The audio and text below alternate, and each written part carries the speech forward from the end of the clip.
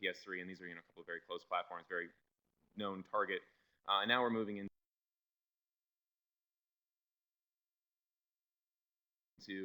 different hardware specs, different browsers, laptops, all these different mobile devices.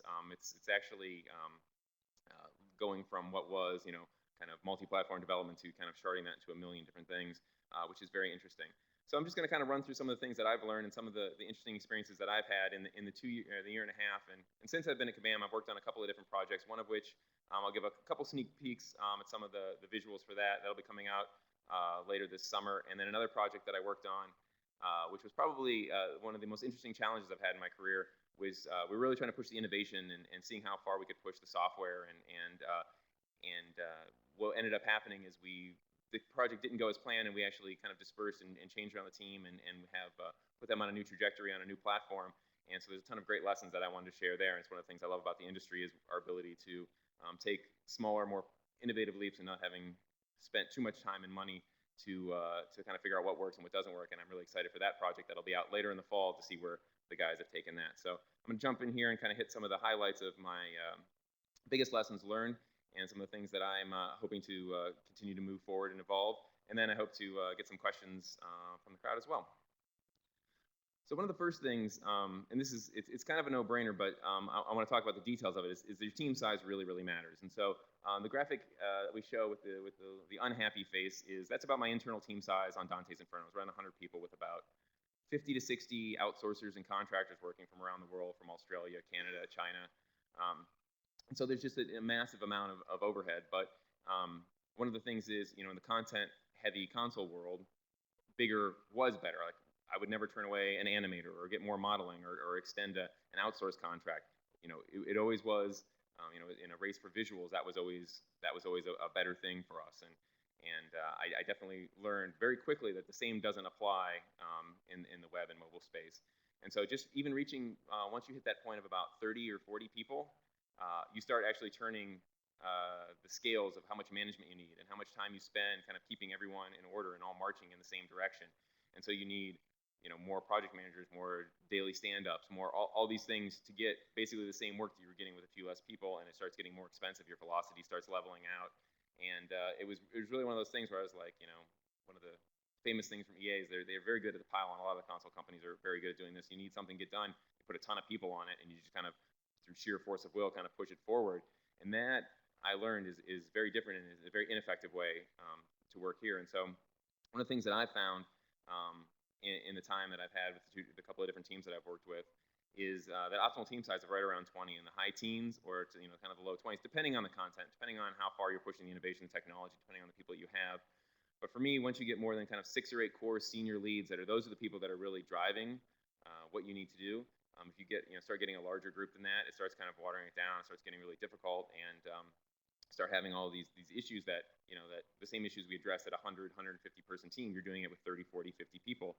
And then you kind of, and loses one of the big things that was exciting for me was I wanted to work again with smaller teams like, in the early 2000s, you had 20, 30 people, single-digit millions on budgets, and now that has gone, way to the other side where it gets significantly larger, and you're spending tens of millions of dollars over 3+ years.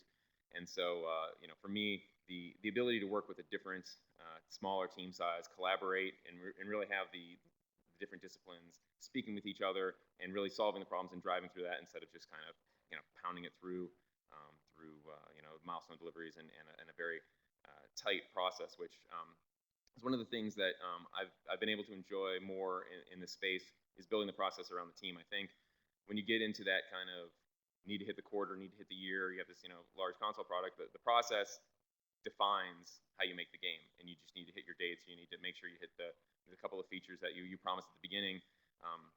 So for me, I've been able to look at the people that we've had, look at the engineers, the artists, and really build a process around there. And so it gets back in the classic kind of agile waterfall debates and these different things.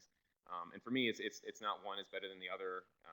It's basically completely built around who your people are and what they like to do. And for me, my art team on the project, I'll show you a little bit, we wanted to push a lot of assets, a lot of fidelity, and so we went, waterfall. We had outsourcers that we were going to use, and we just needed to know when things were going to be done and hit the date. But obviously on the feature side, we wanted to be a little bit more agile and be able to move and iterate, find something, dump it if it isn't working, move on to the next thing. And so we've done kind of a balance of those two, and it's been an exciting, fun thing for me to actually get a team that feels like it's super effective and people are super engaged because they've helped define how they're going to work. They help lead the vision. They don't just follow what they see in a PowerPoint from 2 to 3 months ago, and so that's been one of the biggest things for me, and I've really enjoyed moving on to a different team size and a very different team dynamic.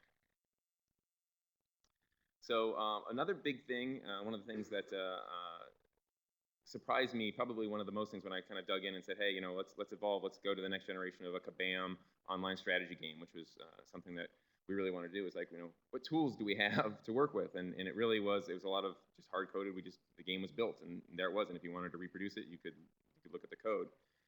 But I'm not advocating building all the tools in the world. So there are definitely a lot of console companies, and there are companies that are really great at building tools, but not great at building products. And for me, it's all about finding the one tool. You find the hammer that you need to pound this feature out. That's what you need to do. And then over the years, you will eventually get a toolbox, but you don't want to fill up that toolbox. You don't want to build that from the beginning because the product will end up suffering for that. And so that was one of the great things that I experienced at Visceral Games, where that engine, the technology that was, frankly, it's the Dead Space engine that we used on Dante's. I mean, that had been going for 10, 15 years. They'd been working on it through Lord of the Rings and Simpsons, and it had Tiger Woods. It had all sorts of stuff from the PS2 era into the thing. And it was just a really big, robust set of tools. And there were other engines in the company that they were like, hey, why don't you use this? These are a better tool set. This, it's better for this genre. But once you find the right tool set and the people get used to it, that's what you need. So it's the group that's building the content, building the tools that they need, and getting to work with those. And they'll perform better on those tools, even if they're not the best tools, just because they know them. And looking at, when BioWare made Knights of the Old Republic, the tool set, the experience was really good. It was terrible for, it took up a lot of memory on the console side, and it made challenges to, get it onto PS2 or whatever. But they were able to craft such fantastic content that, that's what is important about the tool set. And so, unless you're doing user-generated content, unless you're going to be, really a big part of your game is about people using the tools, just make sure the tools, get what you need. And for me, it changes the dynamic of getting engineers then to build the new features, building the next thing, and letting the product team, the design team, do the polish and do the iteration to find out what works, what doesn't, and then when they need additional work, they go back to the engineering team. And that's one of the big things, and a dynamic that I found very interesting. I built the other project that kind of got redeployed and changed. That was an exercise in learning the dynamics of the web-based live ops engineering and the kind of console-based box product, AAA, whatever you want to call those things, and looking at those teams and kind of putting together a team that was half and half, and finding some really interesting dynamics about how they approach the work. And on the web, it's very engineer led, and it's very driven through UX design, and so gameplay design, serving the artist with tools. This stuff was new and different, and trying to find that balance and trying to find where everyone's comfort zone was really challenging. And there was one engineer that actually everyone loved working with, but for the most part, there was kind of two different camps. And so anytime we looked at doing a new feature, we looked at pushing. The game was a lot about pushing innovation, pushing gameplay, pushing visuals, and there was always a different opinion on how we should do each of those things. And so it ended up slowing down things greatly. And so I think part of that is making sure you have a strong leader on the engineering side who's open to whatever.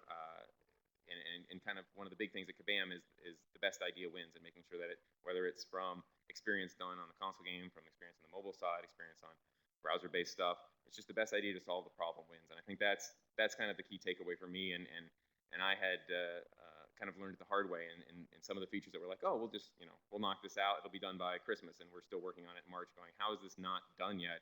And it's just because the approach that we took wasn't universally agreed upon by the people who were doing the work. They didn't have the tools that they needed to actually execute and iterate on the feature, and it ended up just taking significantly longer than we ever imagined. And that is with the industry that moves so fast, you need to be able to be nimble. You need to see what's coming out there and go, wow, I didn't imagine a team could do this. How are we going to react to that? Because there's always new product coming out, which is exciting. But if you're not prepared to iterate and move on from there, you can find yourself in a bit of trouble for sure. This was a big thing for me. And I think it's a lot of people that are used to, hey, spend 40, 50, 20, 30, 40, 50, 60 bucks on a product, get it out there, and that's, the monetization on the console side. That's your sales. But to really fully embrace what is the new microtransaction free-to-play monetization scheme.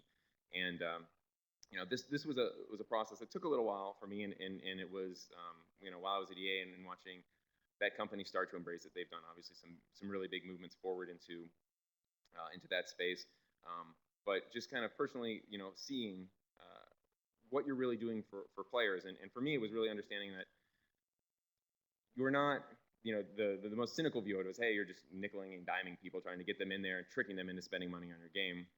But for me, it's about giving people the ability to spend money that once they enjoy your game, giving them the ability to unlock the spend that they want. If they want to advance the game, they want to spend more time in the world that you've created. And one of the most interesting, it was actually a console game at EA that kind of unlocked this idea for me. It was a Need for Speed Xbox 360 PS3 game where they just basically had all of the unlocks, all the cars, all the upgrades were available at any time for in-game currency or Xbox Live points. And so it was microtransaction. It was not, there were no blockers. You could just keep grinding through the game and unlock something. But I spent a couple bucks and unlocked a really fast car and had a really great time playing that game. And I was like, wow, that's just accretive. It's just additive. It helps the process.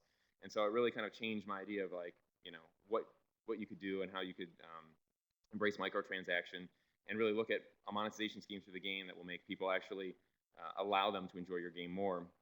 And for me, it was also another thing that I saw in Dragons of Atlantis, and that was really where when I was at EA and I started playing Dragons of Atlantis, the Kabam game, I just started playing, and I hadn't, and actually I think I've still, well actually I did finally spend money on it, but I played for months and months and had a really great time, was getting friends to play, and was just enjoying it. I didn't feel like I'd hit any walls, and that for me was when I really decided, it's like, cool, this is an old school fun strategy game, and if I really want to get ahead, and when I started really getting into alliance battles and stuff, I did start monetizing because I really wanted to show up the people that were attacking me. But my first several months of enjoying the game, it wasn't required at all, and that was really fantastic.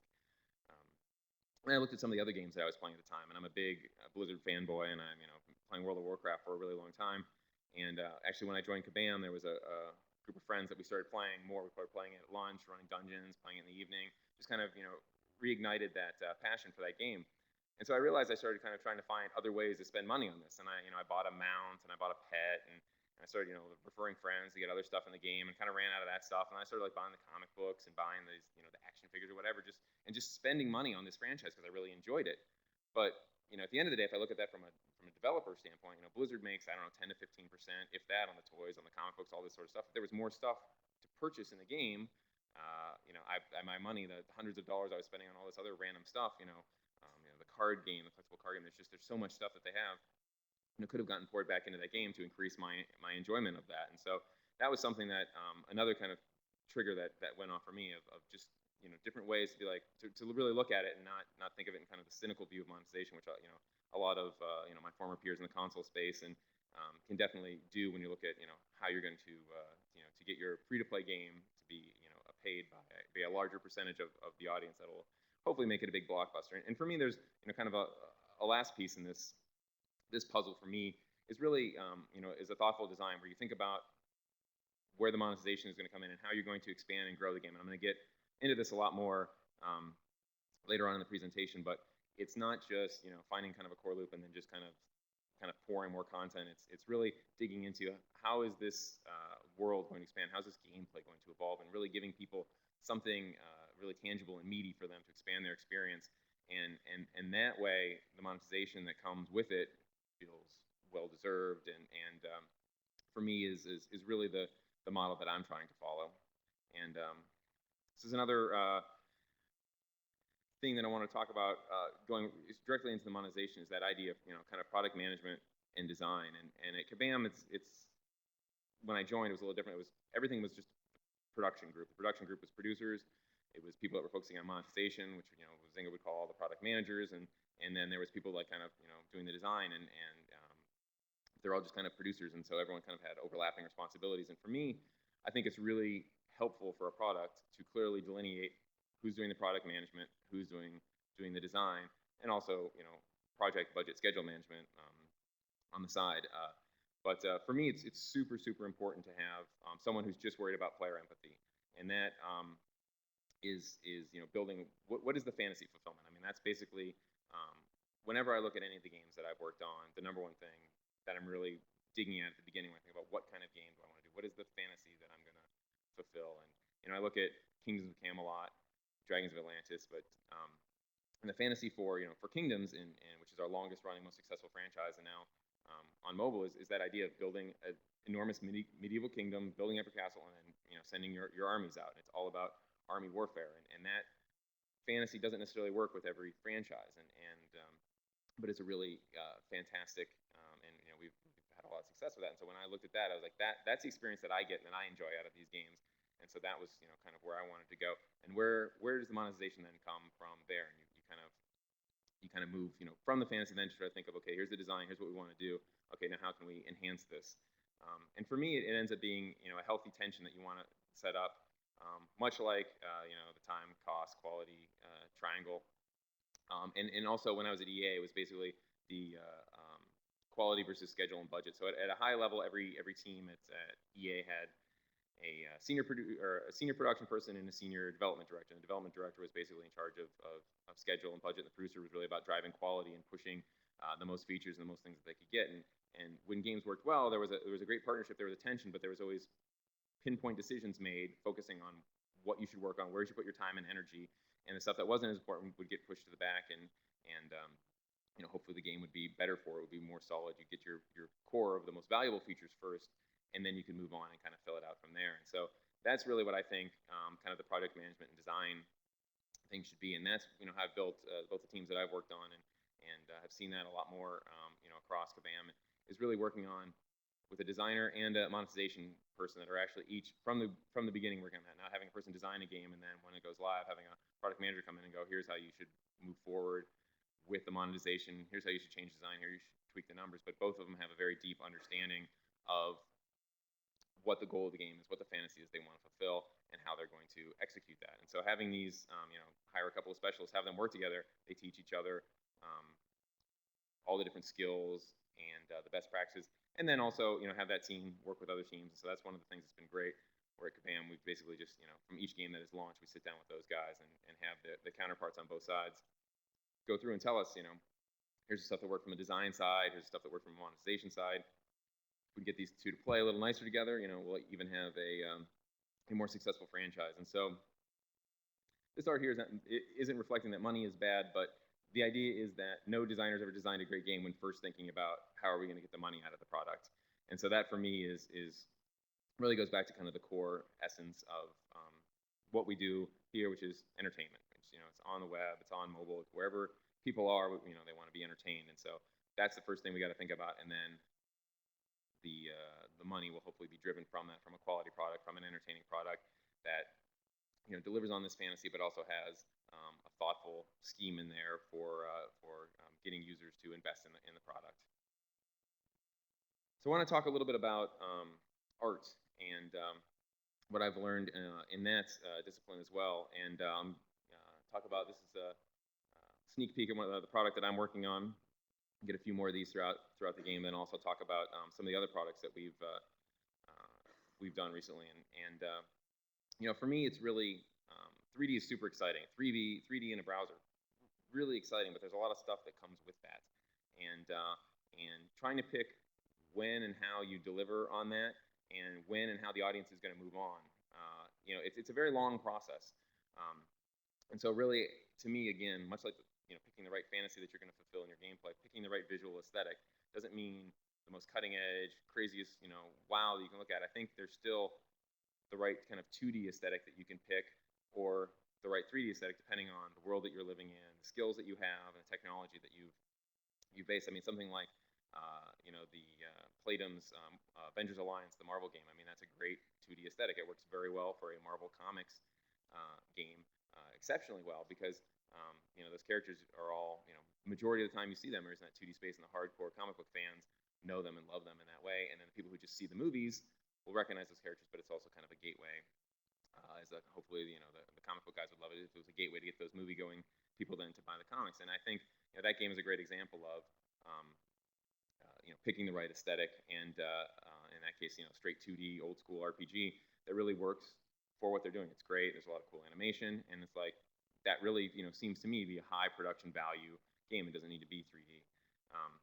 But also there's ways to use 3D and leverage those, and that's one of the things that we did in Edgeworld. And Screenshot is very busy, but the idea is to give you a sample of how many different buildings that we have in Edgeworld, how many different versions of each of those as you upgrade them, and all the different little animations and VFX and everything. And one of the things that team has employed is a full 2D game, but building the buildings in 3D, doing the animations in 3D, painting over them, really helps them be able to get a lot more content out there. It's a lot of hard surface modeling, sci-fi stuff. So it's perfect for getting really quickly up to speed on 3D. So we're leveraging 3D, 3D art, 3D outsourcing, but at the end of the day, it comes in through a 2D game.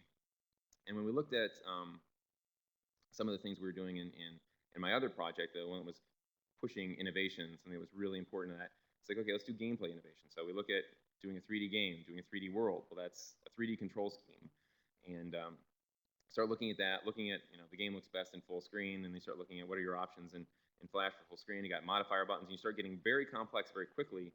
And one of the reasons I wanted to jump to the mobile and web space is because, handing someone a Xbox controller for the first time is a daunting thing. If they've never played a game, you hand it to them, and they're like, oh my God, there's all these buttons, there's these triggers, and I got joysticks, and I don't know what to do. If you think about it, we're all used to it because our generation grew up on Nintendo, a couple of buttons and a little plus sign cross pad, and then it slowly evolved from there. And I found that even like my son, I'm a huge gamer. I want to game with my son, but he just prefers the iPad. And I put an Xbox controller in his hand. We're playing Skylanders or some Lego game or whatever, and he he struggles with it a little bit, which is interesting because it's like it's not the easiest thing to pick up even for someone who's very into gaming and stuff. And so looking at how we would put browser-based 3D control schemes into something like a strategy game, tower defense game, camera control. I mean, that's as soon as you build a 3D game, if you don't have camera control, well, it could just be a 2D game. You could just do an ISO view. And so that was something that was really important. So then once you add that camera control, then you want to add individual unit control, and it just starts kind of snowballing into all these things. And then you kind of figure, okay, here's the full extent, of a browser-based 3D RTS or whatever. You can see the next evolution of Edgeworld being. And then you're like, oh my goodness, okay, what do we actually need to do to move forward to really make 3D worthwhile? And so there were a lot of things that we pushed on that we tried to execute and move forward on, and then found, yeah, we can spin the camera around, we can see the world, we can do all this sort of stuff, but are people really going to use that? Does that make their play experience more fun? Is that going to take the audience that we have that really loves this world and this kind of gameplay and make them more engaged? And for the amount of energy and work that we had to do, a lot of the answers to these was no. We're getting playtest feedback and getting people's expectations of what they thought these kind of games would be, and it didn't necessarily push in that direction. I think it's going to be a slow evolution of we're going to start mixing in more and more 3D, whether it's visuals. We'll first start with visuals and then start with control schemes and really start evolving that world. And I think eventually, much like it has in the console world, there are very few 2D games out there, but there's a long way to go for that. I think there's still a lot more innovation to be done in 2D space before 3D is really required as kind of that bar for a hit game. And so I think we will spend a lot more time in this kind of 2D to 3D transition. And fortunately, some of these screenshots got a little wiped out, but I was going back and remembering kind of the transition that happened on the console space. And this was a very slow, very long-term transition where there was a lot of really terrible stuff. And it was one of my favorite games at the time, but Battle Arena to Shinden, you can look at these really crazy, wacky-looking 3D characters that you could zoom around and see all them. But then you look at the backgrounds, you look at the textures that are laid on them. It's super low res. It's super just terrible looking. Sorry, it was a fun game, but it isn't very engaging. Then you go back and you look at the 2D fighting games at the time, the Marvel, the Capcom, Street Fighter, all that stuff, and how engaging and visually exciting those were. And then we start looking at, well, how did the industry as a whole kind of evolve through there? And some of my favorite games that I was playing in the PlayStation era were definitely the Final Fantasy VII, Parasite Eve, the Resident Evil, Oddworld, all these games that had essentially a lot of 2D visuals, with a little bit of 2.5D or 3D stuff, 3D characters, but they could still take the subtlety of lighting and details of the environments and really still deliver a really beautiful game, but then start introducing 3D control schemes. And a lot of these, some of these 3D control schemes have been completely wiped out, in the years following. They've evolved and made them better and better.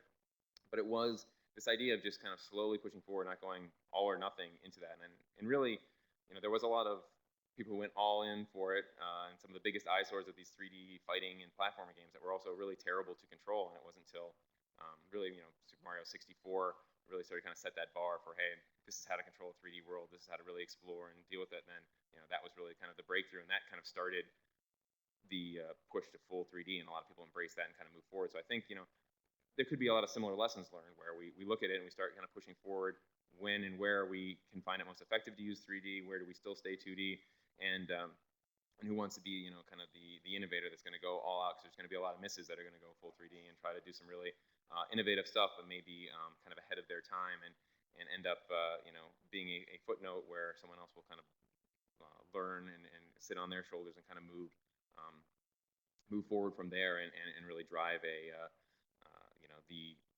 definitive 3D browser or web experience. And then a couple more things that I want to talk about.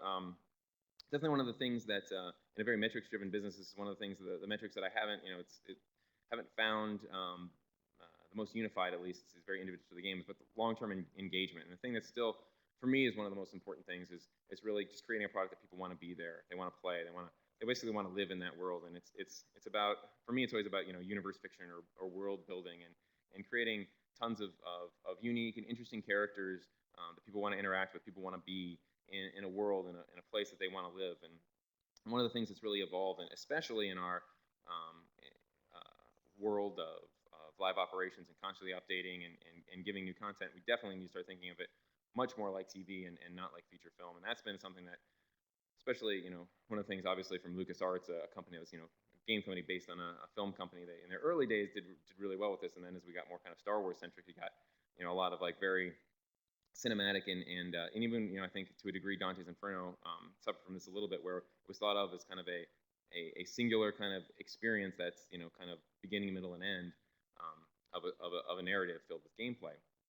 And what you really need to do is think of it as episodes. And if you're going to 6, 8, 10, 15, 20 hours, whatever, on the console disc side, that's kind of the space you're thinking. In this world, it's, I would even hate to hazard a guess at how much some of our most dedicated Kingdoms or Dragons players have played, of many hours they've spent in that game.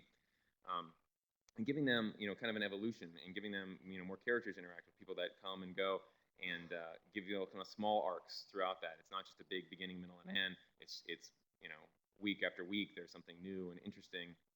Month after month, the world changes, evolves, and I think that's something we need to think about, and something that I'm really trying to push and execute. And so I spend a lot of time with my art team building out this really big universe, and it's something that, you may never share all of it, but you want your design team, you want your product team, you want your art team, and and even the engineers that are building this, you want all of them to understand what the scope of the world is, and all the different interesting interactions that can have over the years, because new features will come out of that. If it's story content, if it's characters, if it's just expansion content, all these different things will spread from that original vision, as long as there's a lot of meat on that bone. So that's something for me that's been really, really important. And so looking at it more like, when we build Star Wars Galaxies, or obviously, something like the Old Republic, or, these, World of Warcraft does a great job of this. The world evolves dramatically over the time, and content is changed, and really gives people a really new and meaningful interaction in a different way with the world that they've been very comfortable with for many years. Couple last little things, and then I do want to see if anyone has any questions or any other topics of conversation. But one of the big things that I wanted to try to keep that we did in a lot of the console titles we worked on, is really trying to do the very beginning, the very first thing that the players see in the game. You want to do that last, if at all possible. And that's, when we build a level-based game, Dante's Inferno was 10 levels, and we started somewhere in the middle, and then we went to the end, and then we did the beginning last, just so we would have all the features cooked in there. We would have, we would know any tricks with how to execute the art, best-looking characters, the most dynamic things. We'd have a very good understanding of where everything was going, what we want people to feel and understand, and we want to be able to deliver that at the beginning. So talk a little bit about Godfather, which I think did a great job for us. First, you want to establish what the core loop of the game is. And so, like a lot of the Kabam games, this is a super simplified version of it, but it's about building you're building your city, and building your mansion, and building your turf. And so in here, it's period New York. So you want to build up your resources and build your army, and then you're gonna create troops. You're going to take that army out and you're going to go inflict pain on other people. And then you go back and you get those resources, you invest it back in your city, you upgrade all those things, and that's your core loop. And that is the fantasy fulfillment of being a Don and having a very large criminal empire that basically enforces its will on the rest of New York. That's the goal. And so, okay, cool.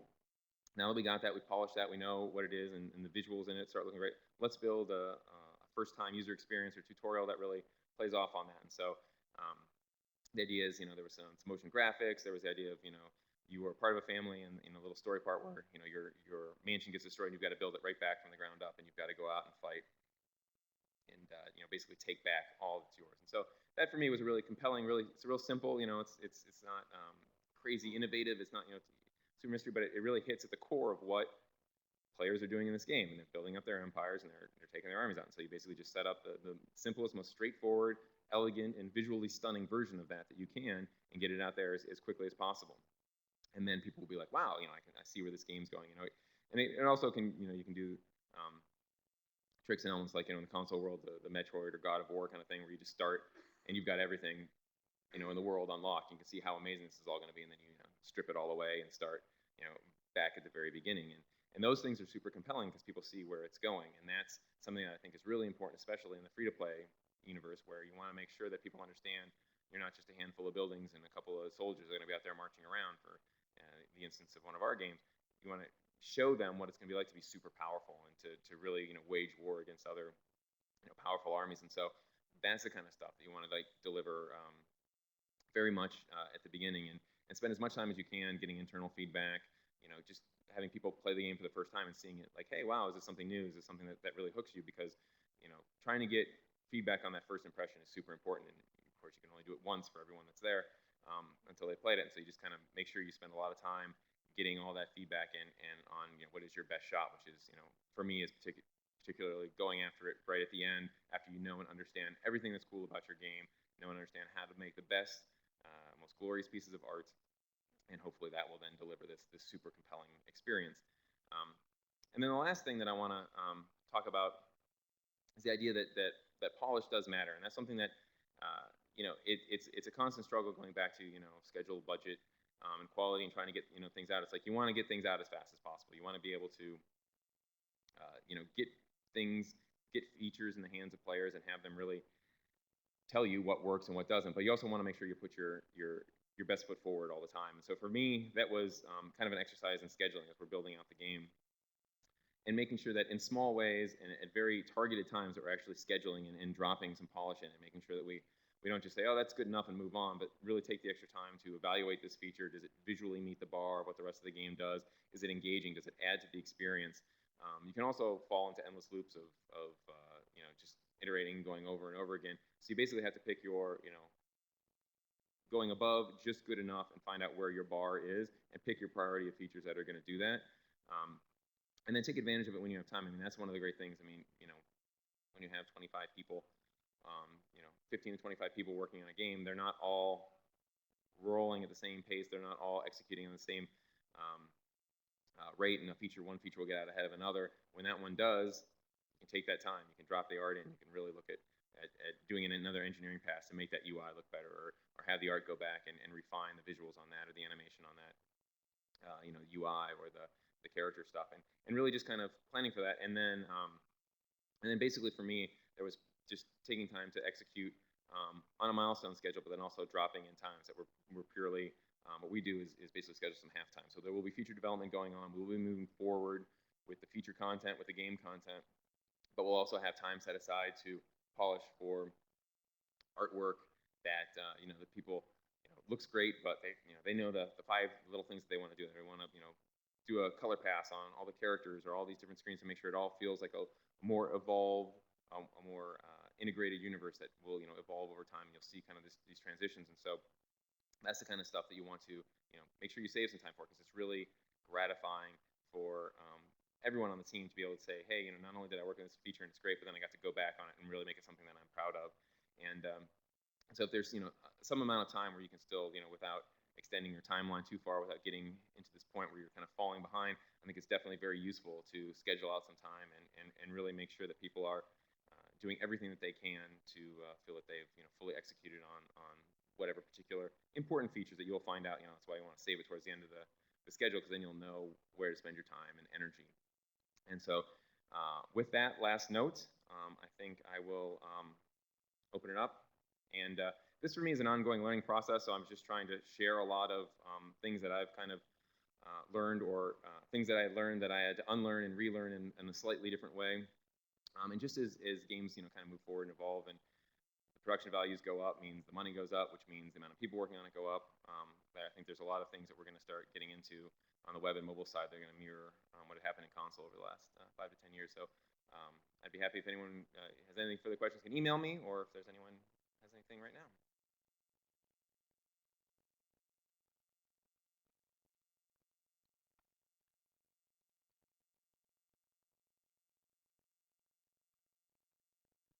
Hello? All right.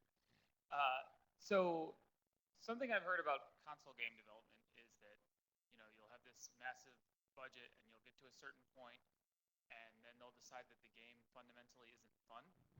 Um,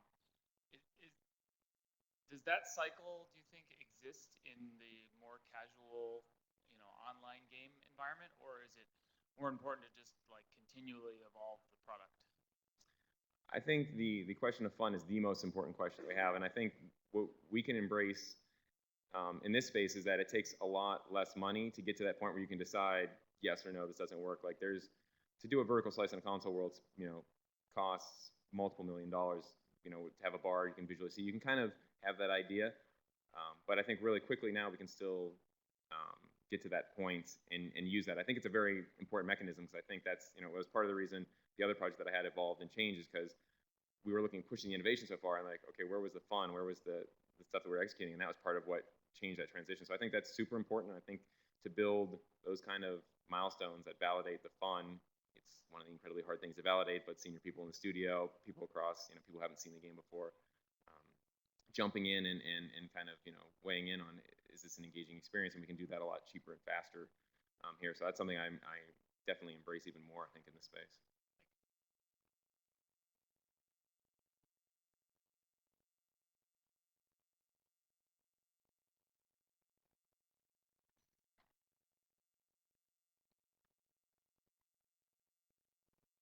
Hi, Justin. Hello.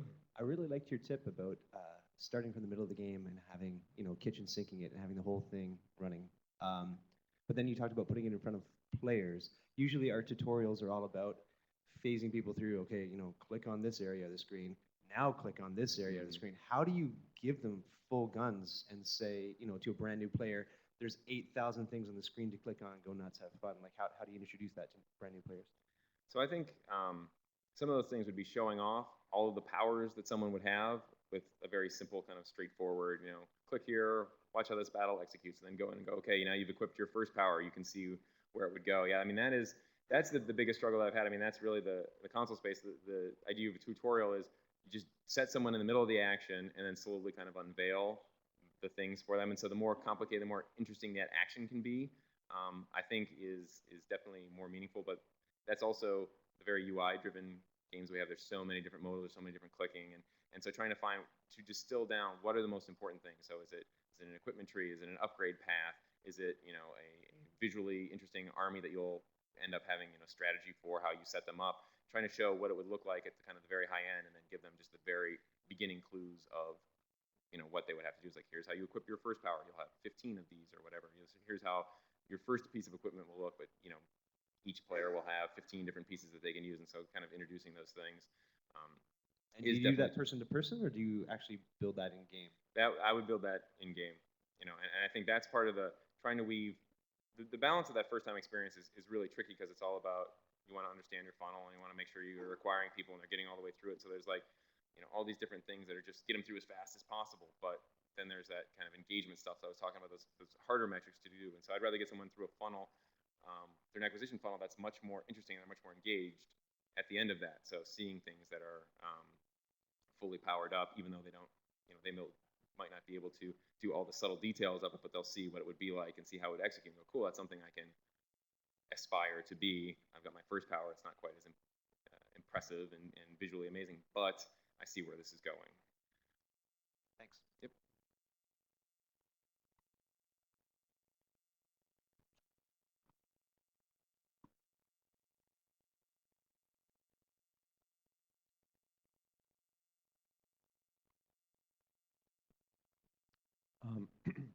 How would you define a game as being fun versus not fun? Like, for example, I've spent way too many hours struggling through a game that probably was never fun, but I still wanted to finish it. So it's not like I was smiling at my game the whole time. So, and there have been games where I have been smiling at the game the whole time, and I might not even play those anymore. So, what criteria would you put on something when you're trying to decide, is this game fun? Yeah, I mean that is of course the magic bullet and the biggest challenge. I think there's always a part of studio leadership, and then there's also a part of so our player experience group, our QA group, and there's just people that are kind of hardened, more jaded gamers, the betters, and getting that kind of feedback. And it's for me, it's all about a compelling loop that fits with the fantasy fulfillment. And so like not to, there's a lot I really liked about Dante's Inferno, but one of the things that I was troubled with is that its core loop, which was God of War gameplay, didn't necessarily fit with Dante Alighieri's 14th century vision of hell, and that was more kind of an adventure type, seeing things and witnessing things more than kind of fighting. And those two things didn't come together. And that for me is one of the things that I think hurts the overall fun, because it's less compelling, because the fantasy and what you're doing, that loop of things that you're doing, don't kind of match. And that's one of the criteria that I like to use and validate. So for me, something like Kingdoms of Camelot as a war, empire building war game fits a little neater than say even like Godfather, where it's like you don't imagine having 50,000 thugs, kind of going through there, but it still works to kind of a different degree. So that's one really important thing, and then it's just testing that core loop and iterating, and it's really hard to create that from scratch. But there are but taking other games for example, and kind of using and evolving what they've done and saying, okay, I know this game is fun. It's fun to kill a monster in Diablo and watch him blow up and get loot. Okay, so I can do that, but I want to do that, shooting guns or in a different setting. And how can we make that kind of work? And so that's where again, every studio, every team, and anyone as a publishing partner or anyone is like to rely on senior people who have been there, have seen that, and can kind of always can kind of see through, well, this is a little janky or whatever, but can see kind of the core experience. And some of it you can analyze and kind of metric almost everything except fun. And so at a certain point you're going to have to kind of just make your best guess and kind of push through with that, as long as people generally have agreement with you as a product lead that, yeah, I think what you've done is fun. Let's keep moving from there.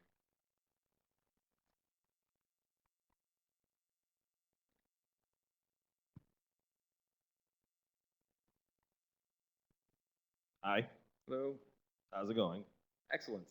Me too. Awesome talk. Yeah, I love the stuff to talk about. So now my question is fun versus monetizing. So for example, what you would say your guys' process of, okay, we know this feature is fun, so are we gonna try to monetize from it, like holding the player of, like have some sort of like energy mechanic or something like that, or you actually, you just let the player do what he does, and they're just like focusing purely on content. So like, do you have some sort of a process for that? That is something that is one of the biggest things we struggle with at Kabam. I think the core strategy games that we've done to start were very kind of known loop, and so the monetization of that we've refined and evolved. And I think it's really important for us moving forward when we branch out into different genres, or as we look to add on to that, is really to think fun first. Because I don't think a monetization scheme doesn't matter if nobody cares to play through it. And so I think looking at how you play through it, and then for us as a company, I think, and it's we've gone away from energy mechanics, which are kind of a hard stop where bang, you can do so much and then you need to stop.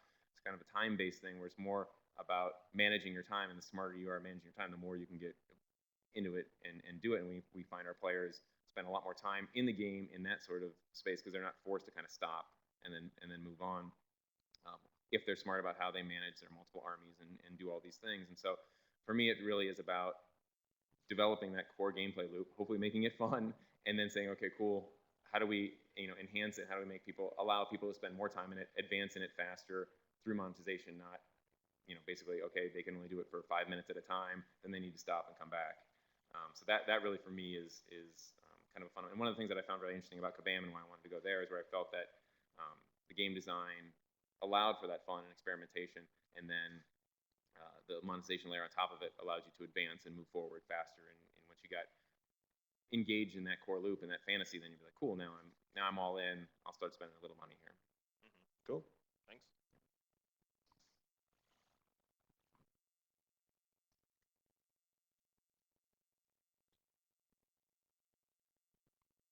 Hi. Hello. I'm relatively inexperienced on the analytics side, but I'm wondering, is it a situation, it seems as though everything in, or a lot with social and mobile gaming is about kind of analytics and getting data, and a lot of new companies are really emphasizing that, and I'm just wondering if you see it as kind of a situation that may evolve into kind of information overload, because the information is only as good, obviously, as the person is who's analyzing it, essentially. And, you know, it's all well and good to say that you can dissect players' habits 100 different ways, but what if that is actually useful? And how useful is it having somebody, you know, take the time to sit there and dissect all that data?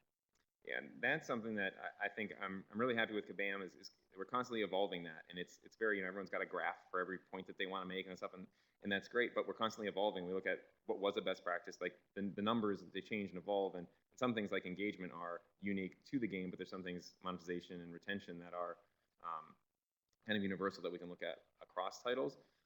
For me, at first I looked at it as it's such a revelation to have information about a product and actually see what the consumers do to actually, so it's wonderful instead of going on my gut for a couple of years, getting several dozen testers and then going, well, I hope this, you know, tens of millions of dollars we spent works out. So here, you know, we're able to actually leverage and use that information. I think it potentially could be abused, but that's where it's so important for me to have designers and the product managers or the analysis guys kind of both hand in hand, so they not only understand exactly what the core loop of the game is, but then what these statistics mean to that and how they can evolve that. Because you can, much like you can run down a design rabbit hole and just, you know, I think you can do the same thing with analytics, and you can just dissect information and really kind of get it down to such a small thing that you could lose terms of, you know, the long-term engagement of, you know, Kingdoms of Camelot's been running for like 3 years. Like, that's what we want to do. We want people playing these games for a really long time. We don't want to just make sure that we hit 1-day, 7-day M1, you know, numbers and then forget kind of that long term. So I think, like anything, it's a balancing act. And for me, at first the numbers were great, and I'm really excited to have them, but they're not the only tool that we should use, and so we should make sure that we balance those, because there's definitely, like any entertainment business, there's the creative and there's the business, and they're going to be conflicting sometimes, but they need to help inform each other, and sometimes it'll be a creative decision that moves forward, and sometimes it'll be a business, data, analytical driven decision, and I think that's, you know, kind of the balance that we make, and we get smarter as we go with these numbers, and it's funny that just, you know, the tools that we use internally and stuff have evolved, the numbers that we have and the benchmarks that we've set have all changed and evolved in very dramatic ways, and so that to me is very positive that we're learning moving forward. We're not just like, here's the numbers that we have, hit that or else. So, and to me, you know, as launching a product, I'm very excited to see, you know, how this continues to evolve as we expand in genres. We have, you know, some very different games kind of coming out, and so we'll need to apply different sets of numbers to validate their success.